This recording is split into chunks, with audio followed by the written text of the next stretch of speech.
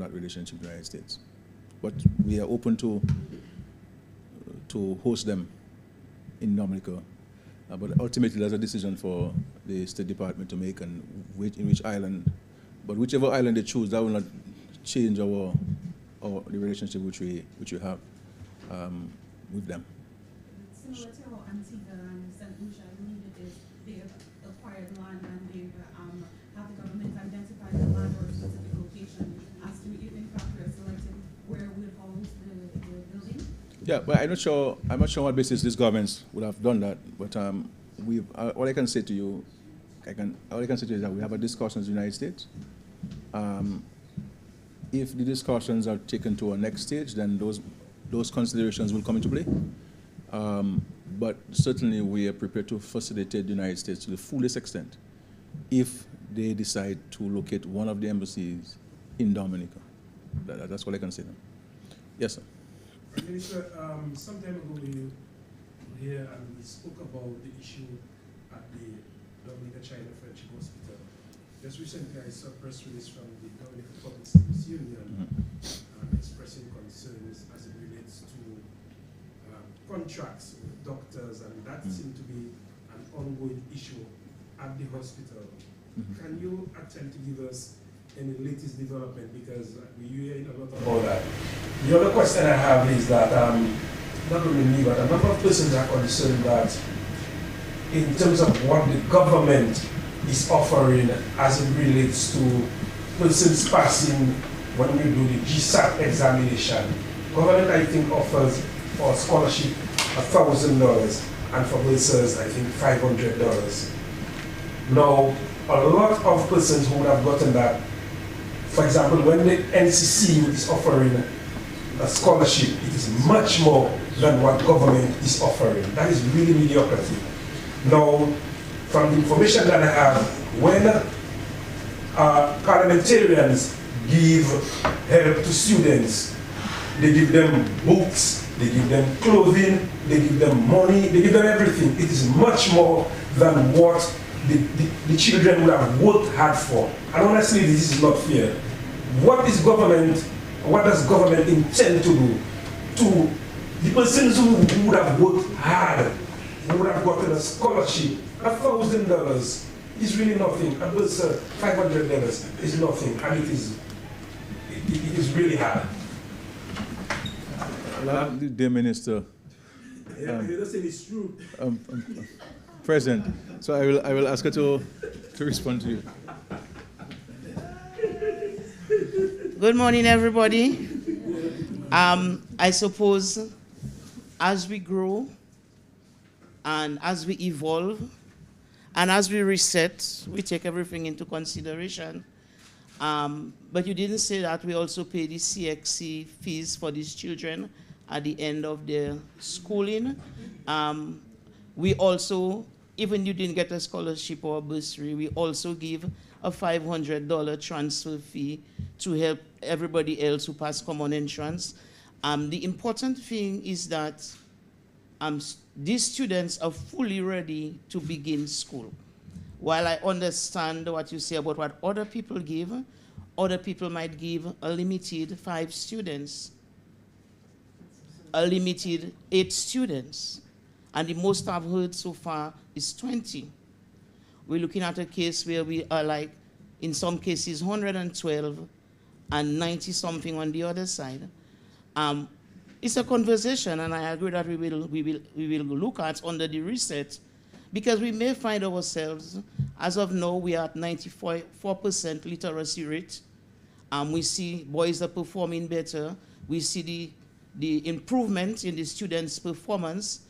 So we might have to review some things on the reset, because we may end up in a case where, who knows, in the next 3 years we might have 40% of the students who write common entrance have qualified for scholarships because of the rate at which we are improving. We may find out of the other 60, another 50% has qualified for bursaries. So we may have 90% of the students who have written the grade 6 national assessment have to receive either scholarships or bursaries. So I understand what you are saying, but I understand as we move into resetting and we have to look at implications and we have to look at everything else surrounding, because in addition to what they will get, they continue to get a lot more than they would have gotten before. Before we just give them their $1,000 worth of book, uniform, and so. But we follow them. We follow them all through the system. Where they need transportation, they get. Where they need school feeding, they get. Where they need medical, they get. So we must not look at certain things in isolation. And as I'm saying, you don't take certain decisions haphazardly because you do not know what it will be like. Because more and more, as our students' performance increase, more and more the numbers will increase. And the question is, we might have to completely review how we offer rewards for scholastics performance. But in addition, Carl, I do what the minister said, that the scholarship holders, awardees, and the bursars, they also entitled to the $500 school transfer grant. You know what I'm saying? So they get that as well. So, but as I said, sometimes we'll have to review. You know, and I think what the ministry is trying to do is to avoid this regular changing of textbooks, and that is a major burden on parents and so forth. The issue of the hospital and the issues there, the Minister for Health has been dealing with those issues. As a matter of fact, he has been in communication with the General Secretary of the PSU. As of this morning, they had a meeting on both the State College and the Ministry of Health. We recognize that we got information, because remember, the hospital is run out by a board, and sometimes this is not taken without informing properly. So we understand that the doctors would have been given a 6 months contract. I think the minister is addressing that. He and I spoke on this earlier this week, and I mandated him to address this. We also are looking at the nurses in particular. And one of the suggestions I made to the minister and the Ministry of Health, and which will take the cabinet, is that I'm hoping to meet with the Nurses Association and the PSU as well to discuss it to them. So it's not a firm decision. Where the nurses are concerned, I believe that we should remove the option of getting them to make a choice as to whether they remain with the government as an employee of the government or the hospital board, and allow them to remain as government employees, and to have them seconded to the hospital, because nurses are required nationally, and it's important that the nurses are allowed to be. So if we have to transfer a nurse from the hospital to Granby or to Marigot or to Penville, then you don't have the situation where that nurse is no longer an employee of the state. And so we'll be discussing that with them and to see whether it is something that they would agree with, and we accept it to them. But from my personal view, I believe that is something that would be that would remove a lot of uncertainty on the minds and the hearts of the nurses, so that we offer them that option of remaining, not having to make a choice in the next 2 years or next year or so. That's where the anxiety is, and so that's a big chunk of people that you will no longer have in that situation. So that's been addressed. The issue of the State College, I know there's an issue of the State College in the public domain. The board was reappointed by the cabinet yesterday, and I believe that will be written to today of the appointment. The issue of the president, which the staff, the faculty have been raising, the process had started during the life of the previous board. So we had advertised, people applied, there was a short list, but just at the time when they were concluding the process, the board came to an end. Okay, and so the board had to be reappointed. The board has been reappointed. There has always been a president of the State College in place. Dr.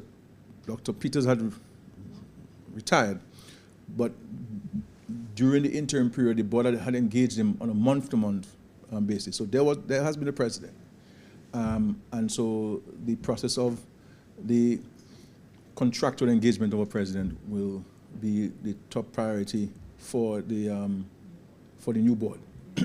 The issue of the repairs to the building, I think if people are going to speak on a matter, I think they need to give the complete picture of the matter, and not give the impression that nothing's happening in Eastern Court. Say work is going on, but you want to see work done much faster, or could have done some more. I understand it, but say to the public that we are aware that work is going on. So far, it'll good. We would have preferred if it would have been completed by now. And having not completed it by now, we will urge the ministry and the board to advance it. Let's work night and day, weekends, if we have to complete, because that will be helpful for the upcoming semester. There is an ongoing contract of $1 million at the State College. The contractor had an issue of the importation of some tiles and so forth, and I think that has been facilitated with the clearance and so forth. And once that is placed, then the bulk of the work would have been completed at the State College. And so really, some good work has been done by the local contractor. There were some delays for one reason or the other. It's not necessarily a fault of the ministry or a fault of the contractor and so on. But good work has been done. That contractor is a very experienced and qualified and diligent person and so forth, and we appreciate the work that he has done. And so that is going to be done. There are some additional works which will be required at another phase on the building, because we had done it in the first phases. We had done a first phase of maybe close to $3 million, a second phase of $1 million, and another phase, I can't say the amount now, but the tender documents have been worked on, and that process will continue. So, and all of these matters have been communicated to the union rep, the PSU, and so they're fully seized on these matters and so on. And I have and so the issue of the hospital, again, the issue of temporary and short-term contracts have been addressed, and that those contracts will be extended and so forth. And of course, the board has to be reappointed, and hopefully next week in the cabinet, that new board for the Dominica China Friendship Hospital will be appointed. I know there's also a question before I go of your question. Sorry. I have a question. Yeah. Sure. Mr. Prime Minister, in recent times, we've heard from opposition or persons in opposition parties that we've seen 46,615 passports being sold, which means that according to their numbers, some 10.9 billion monies have been received or were received, and we only had 2.7 billion deposited in our treasury. Meaning, when you subtract that from 10, I mean there's 7.9 billion unaccounted for. So can you give some full disclosure as to whether these numbers are correct? I think maybe that stuff came from Mr. Linton. I heard him on it last night. I mean, Mr. Linton sat in the Parliament for about 8 years. He was also the chairman of the Public Accounts Committee. He had the opportunity to call the Accountant General, the Financial Secretary, the Financial Secretary, Director of Audit, and all, to be quizzed and questioned about all of those things. He chose not to do so in any serious way, deliberately, so that he can continue to misrepresent information. You have, if you go to the law, on the website, you will see the various classification of applicants and groups of applicants and the fees for applicants. And you know that you have two routes, two options. You have the fund option and you have the project option. And the issue of family, you have single applicant, you have main applicant and spouse, you have main applicant, spouse, and one child, you have main applicant, spouse, and 2 or 3 or 4 or 5 dependents. The dependents can be your parents or so forth. And you will see the fee structure. You know, I think Mr. Linton knows that what he's saying is malicious, has no basis in fact, has no basis in truth, and this is what he's been peddling for all of his years. But he sat in the parliament, right? He asked questions, yes, and those responses were given to him factually. And he also could have launched an investigation as public accounts chairman on these matters. Now, so if you see, you may see, for example, 100 applications.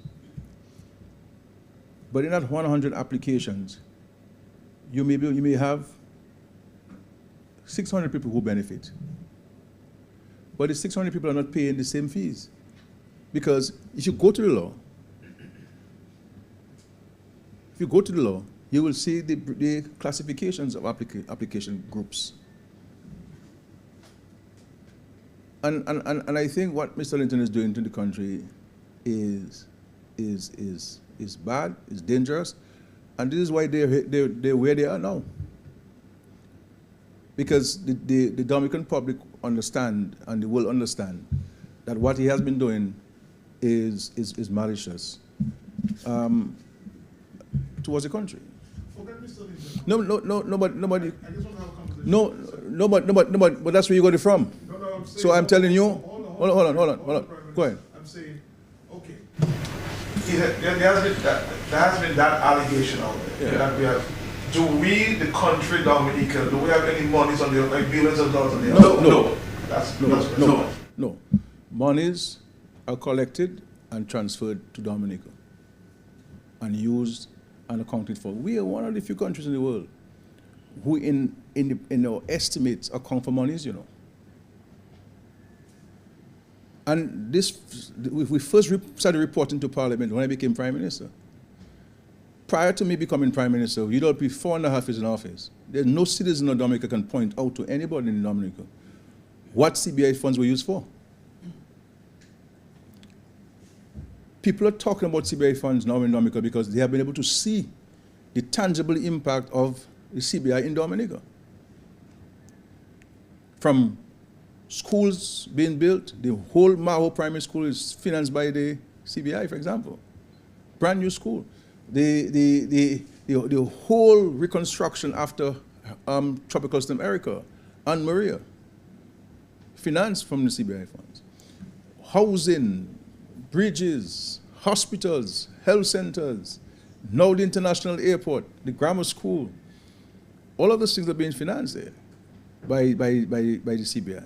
When hurricane hit us, salaries of private sector firms were being paid by the CBI.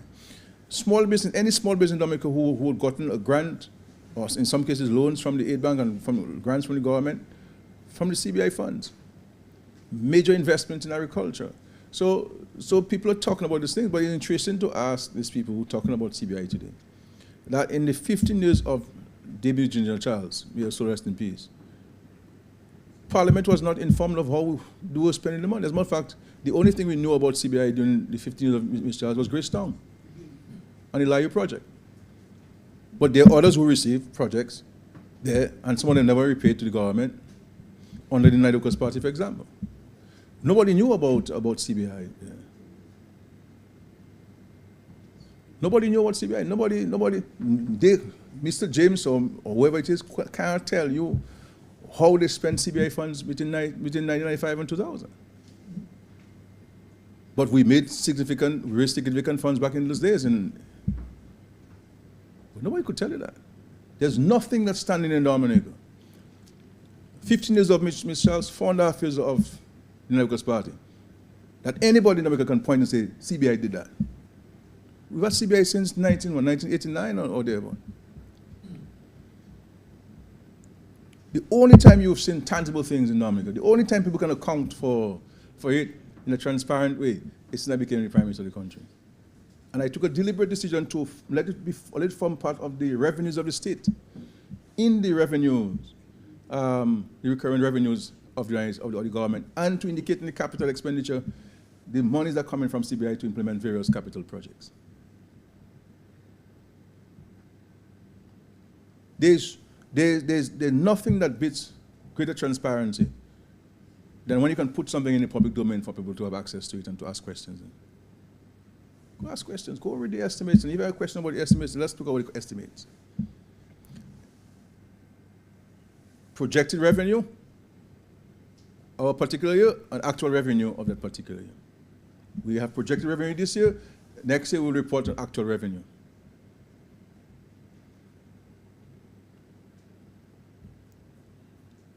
So, 4.5 years of Lucas Party, nothing. Nothing. And this is why I'm saying to us in Dominica, you know about me, because I have less time in the office I hold and in politics in general. Very unlikely I'll be a candidate in the next election. Very unlikely. I'm about 99% sure I won't be. So you know about me. All I'm saying to us in Dominica is that if we lose that opportunity now to build this international airport, it will never build economic again. And therefore, you know what me, focus on what is important for this country. Because there's nobody in this country, in the history of political leadership in Dominica, who has done more for air access in Dominica than myself. When we came into Dominica, we couldn't land the plane at 4 o'clock in the afternoon, especially if it get dark. And now we build an international airport in the most difficult period globally, Dominica included. Yes, I could not build an international airport and address all of the financial challenges of the government. I could pay off all of the monies owed to universities. I could pay off all the monies owed to international organizations. Everybody else. But liken the construction of the airport to you building your home and your motor car there down with missing 2 tires. And you decide to take the bus because the airport is important. And yes, your children tell, but mommy, you're building a house and we can't buy 2 tires. Yes, you can't buy 2 tires because you decided to use money for the tires to buy your windows for your house. Because long term, the house will be important to you, more important to you as an asset. So liken us constructing the international airport in that way, and the importance for current investments in Dominica and future investments in Dominica. This international airport will help transform the country. People can't get to Dominica. People want to get to Dominica. There are thousands of people out there who want to get into Dominica. Look at Curl Festival. I get the message from all over people. They're in St. Lucia, in Trinidad. People coming. Can't get access to Dominica. People from the United States, Dominicans and friends of Dominica overseas, out of the region. Can't get. American Airlines overbooked every flight. The people who get to the airport with a ticket in hand and can't get on the plane because overbooked.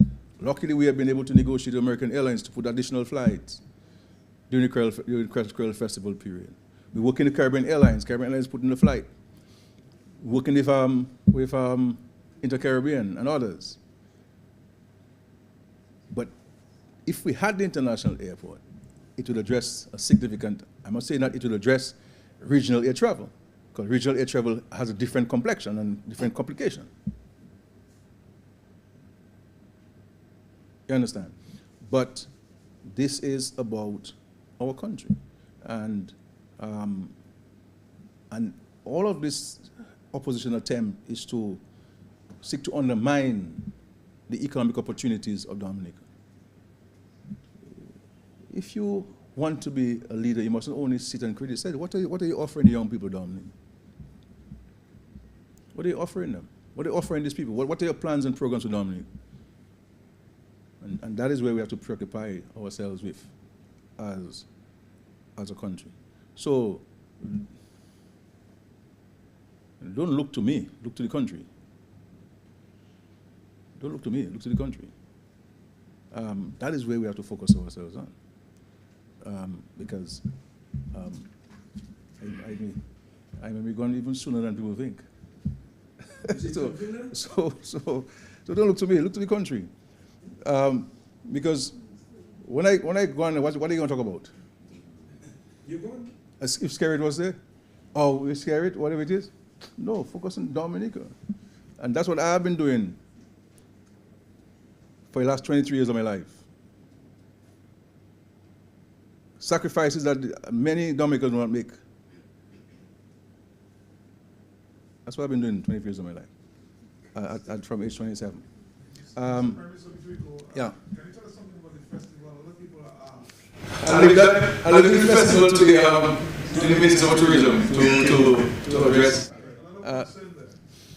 Well, you know, this thing always, people always have different views as to which band you should bring, which group you should bring, and, you know, people love their music and so forth. So you always have those issues there, but whatever questions you have, I'll rather pose it to DFC and those folks who had the decision to make on that. Okay? Curtis, please. Yes, final question. You were going to say something? No, you. Yes, Prime Minister, my question is on lighting for Windsor Park Stadium. A contract was signed by the government and, of course, a contractor a few months ago, a $4 million contract signed, and that first phase of that project should have ended last month, July. My research on that project reveals that many workers are claiming they've not been paid, and there seems to be no end in sight in terms of the first phase of the project. Can you explain what have created these setbacks in the lighting for Windsor Park Stadium? I was going to ask another question. Motorists in Dominica were told this week that gas prices at the pump will escalate further by the end of the year. Is the government in a position right now, or maybe later down this year, to at least cushion the impact that these high prices will cause for the motorists? Thank you very much. If I have a chance, I'll come back again. What time is it now? It's a long press conference. The cushioning of the prices. You see, I love this country very much, you know, and I love the people who live in it even more. We're strange and wonderful people at the same time. I recall when we took a decision not to increase the prices on the request of the suppliers. There are some Dominicans who wanted to protest against me for that, and say you should give the fellows what they want. I mean, you know, otherwise I will not be in long lines. You remember where the long lines, the shortage. Dominicans were saying that I rather pay the price, the market price, than to stand than to sit in my vehicle in a long line looking for petroleum products. At the time I was trying to protect the consumers of petroleum products. And people were upset with me. People were cursing me. They don't usually curse me much, but that time they were cursing me a lot. But let me tell you something. Including my supporters, my wonderful supporters. So the reality is we have to pay what the market is offering. Unless if you're advising me to find revenues otherwise, to pay for the continued cushion, because we pay this. This is what people understand. When the price went up, we were paying a significant amount of money to the importers per gallon for every person in the country who was using. We were giving the importers a check every month, each, based on the consumption of Dominicans. Now that is money I could have used to pay for the students studying overseas.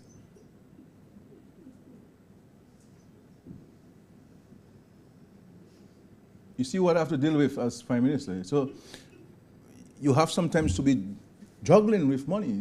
The way that we manage finances is no different from how you manage your Curtis or anybody else in this country, your family.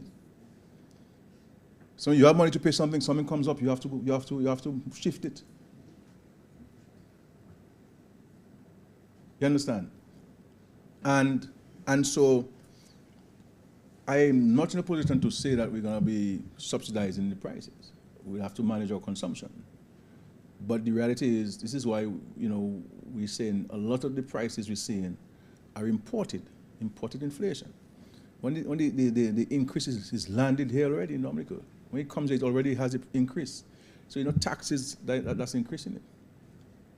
And even if you were to remove taxes on these items, history will show us, not only here in Dominica, but the world, that it will not be reflected in the final price.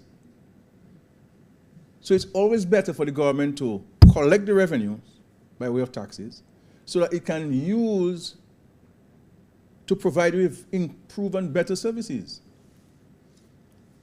Because if we in the government were to subsidize, it means therefore we're losing revenue, but our expenditure increases. And where do we make where do you address the shortfall? So we'll have to wait and see, but we have students, student school fees to pay, and we started to pay. I think we're sending $1 million to Grambling to pay for the students. We'll be sending $500,000 to Midwestern. So we're paying down on our debt to the students. We've been in touch with them. The students will be allowed to go to school, those we have commitments to. And so those things are being dealt with and so forth. So those fees are being paid and so on. That's our commitment to the students.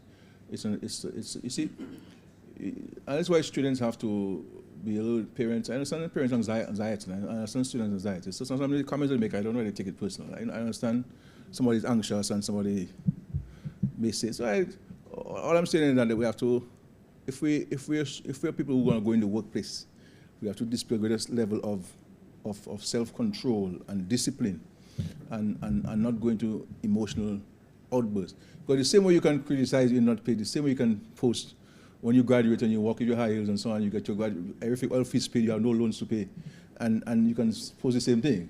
You see what I'm saying? We have to, because you see, at the end of the day, there are people out there who might be waiting for help, but we decided to send a child to school. So we don't appreciate it, but the reality is that we have really opened the doors for thousands of young Dominicans. And this is unprecedented in our history.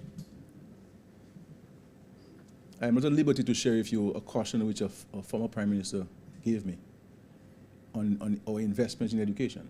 I may do so with you privately. I don't kind of break that news or something. But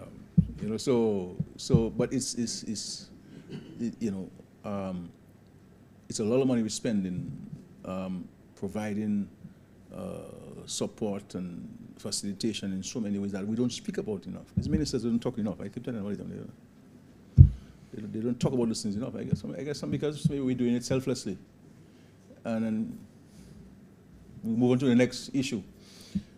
But if they're to talk about these things, people will understand even more. There's a lot of things happening. People look at the things that are not happening, and other things are happening. A lot of things are happening there, and extraordinary commitment to people. Kala, yes. Stay there. You want to talk? I know that there are some issues on where the Ministry of Sport is concerned. I know they've asked for a report from the contractors. Because of works, the contractor has been paid a substantial part of the contract, and there's some outstanding work, and payments are made commensurate with works done and certificates made, submitted. But I know the Ministry of Sports are engaging the contractor on this, and I'm sure they'll be able to provide you with more details on this. But there's some things I cannot disclose, no, but there are some concerns I know I've been told by them. Concerns you mentioned? Yeah, from the Ministry of Sports, and then they engage in the contractor on that. But the Ministry of Sports can give you more detail. Between Minister Roberts and Minister George, they can give you more details on that. Okay? I want to ask yes. To engage the Minister of Education. The 2023-24 school season is about to open. I wanted to find out where are we, how prepared are we in terms of the opening of the new school year, which could address the opportunity to address that. I'll give an opportunity because she cannot speak. That's one question for me. So no. I mean, It is all the questions. Yeah, and that's the last question, that's correct? Yes, yes, yes. Now, how much again? And when, And when, yes, yes. Next time. I'll allow the minister to respond to your question. I will thank you again for being there. We really appreciate your questions. And we look forward to meeting with you in the next couple of weeks. But again, anytime in between you have any pressing questions, especially if you're going to bring the news and you know the government, let us get hold of this so that we can share it with the fact. But I always appreciate your presence here. Write me something here. See, Dominic was listening, see? He was listening to your conversation. So they're saying that the generator which the government gave them, which they haven't paid for. But I put in parentheses, you know. The generator is not in service, expected commissioning is mid-September. Okay? And yes, the board has approved the purchase of a 2-megawatt generator. And the board has put together a generation issues subcommittee to address the generation issues currently being experienced. So I've been instructed by Carla John Baptist to say to Dominic that they need to hold a press conference too, because there are some important questions that he wishes to ask and so forth. Okay, thank you very much.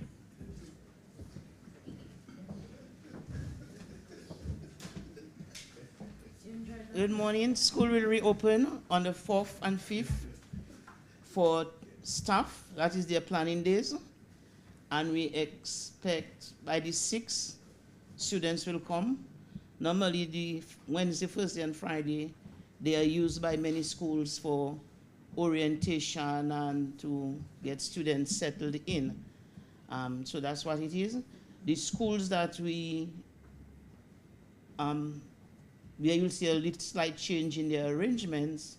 Granby Primary was operating on afternoon shift at Granby Secondary.